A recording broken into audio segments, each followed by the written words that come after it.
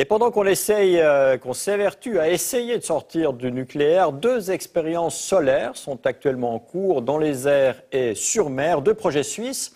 L'un dont on parle beaucoup, l'autre moins. C'est pas le même budget non plus. Et c'est le chiffre de la semaine de Marc Wolfensberger. «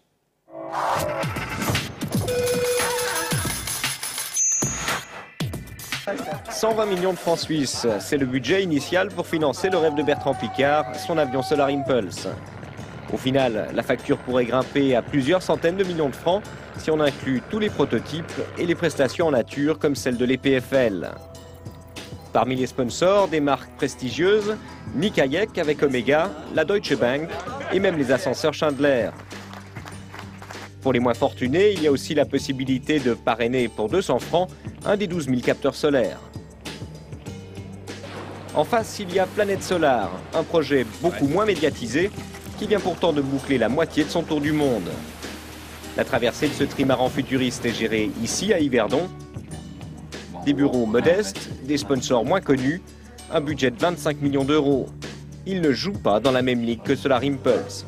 On est plus modeste au niveau de notre histoire. On est parti donc de gens moins connus, avec pas d'argent en poche.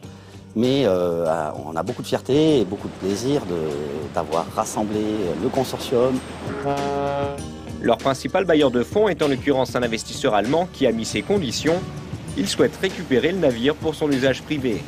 Pour nous, c'est très intéressant quand même de ne pas avoir un bateau qui finisse au musée. On peut annoncer aujourd'hui que le bateau, après le tour du monde, aura une deuxième vie avec tout ce qui est un yacht classique qu'on peut imaginer. Résultat, un navire moins rapide que son prototype, mais avec de beaux volumes.